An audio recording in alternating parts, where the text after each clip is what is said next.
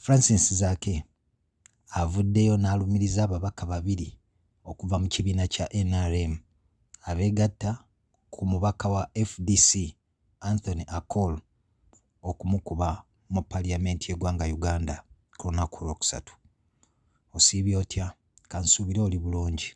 Gwe nakyekumidde Kampala TV 256 gwe yasubscribinga nja kwebaza bwebaza. Ate gwe atannaba kubanga oteekako subscription yo nja kujjukiza oteekeko subscription yo singa emboozi eno oba okuwaŋŋana ebirowoozo kwe tubeeramu okusangamu amakulu. Omubaka Francis Zaake ono nno ng'akiikirira abantu b'Emityana Municipality alumiriza ababaka abalala babiri okumukuba nga ku bano ababaka kwe kuli amanyiddwa nga David Kabanda ono nno ng'ava ali Kasambya ate n'omubaka amanyiddwa nga Linus Ngopek ono nno ng'ava Sediza wali Ekibanda North. Zaake yasangiddwa mu ddwaliro Ensambya olw'obuvune bwe yali afunye mu Paliamenti ku Lwokusatu. Yagambye nti ng'oggyeko Anthony Akol ono nno nga ye mubaka ow'Ekira North eyalabiddwa ku butambi obw'enjawulo ng'amuwumiza eŋŋoomi.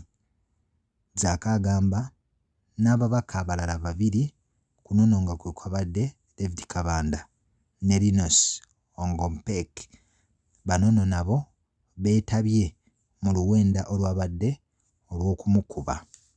Zaake avuddeyo n'ategeeza wali mu ddwaliro Ensambya n'agamba nti olunaamala okussuukamu bw'ati yeeteeseteese ababaka bano okubatwala mu mbuga z'amateeka oba mu kakiiko akakwasisa empisa mu Paliamenti y'eggwanga Uganda abavunaane olw'obuvune bwe bamutuusizzaako.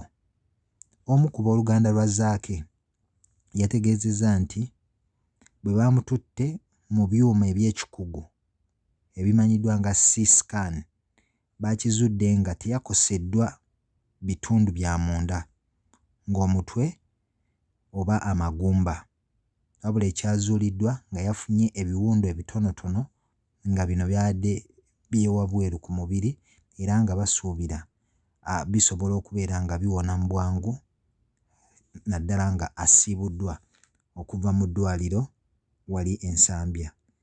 Joel Ssennyonyi ono nno y'akulira oludda oluwabula gavumenti avuddeyo n'ategeeza nti ng'oggyeko Zaake eyakubiddwa obubi ennyo n'addusibwa mu ddwaliro n'ababaka abalala baakwatiddwa bano nno baakwatiddwa ab'ebyokwerinda ne batwalibwa ne basibibwa mu kaduukulu kyokka oluvannyuma baamaze ne bateebwa nga tebaguddwako musango gwonna.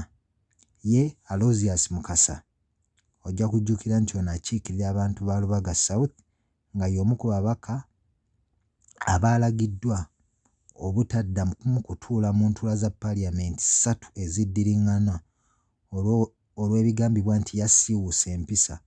Ono nno avuddeyo n'ategeeza nti oluvannyuma lwa sipiika okuyimiriza Paliamenti amataala gaggyibwako abasajja abawera 40 nga bano baali mu ngoye eza bulijjo beesoga Paliamenti y'eggwanga Uganda ne batandika okubakuba n'okufulumya omubaka omu ku omu nga bwe bateeka mu mmotoka zino nno ezaabatwala mu buduukulu obw'enjawulo. Kyokka bano baamaze ne bateebwa nga tebaguddwako musango gwonna.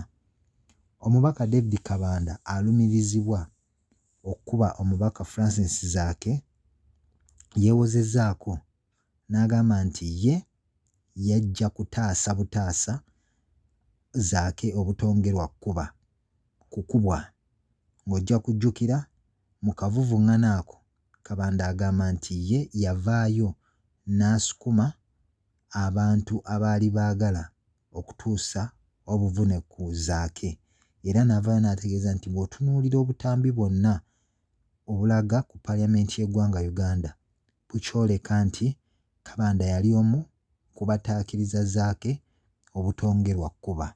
Kyokka ye omubaka amanyiddwa nga Linus Nongpek ye yagambye nti ekituufu tannaba kukoona ku Zaake wabula kye yakoze naye yabadde amutangira ababaka abalala obutavaayo, yabadde atangira ababaka abalala obutatandika lutalo ate era lwa kulwana. Nga kuno kwe kuli omubaka amanyiddwa nga Frank Kabuye, onoono nga wa Kassanda South, kw'oteeka ne Robert Ssekitooleko ava e Baamunaanika, nga bano baali baagala kutandika lutalo oluvannyuma lwa Zaake okumulaba ng'akubwa. Kyokka ono omubaka Nongpek ategeeza nga bwe yali agezaako okutaakiriza ababaka bano nabo butongera lutalo kwongera kulwana.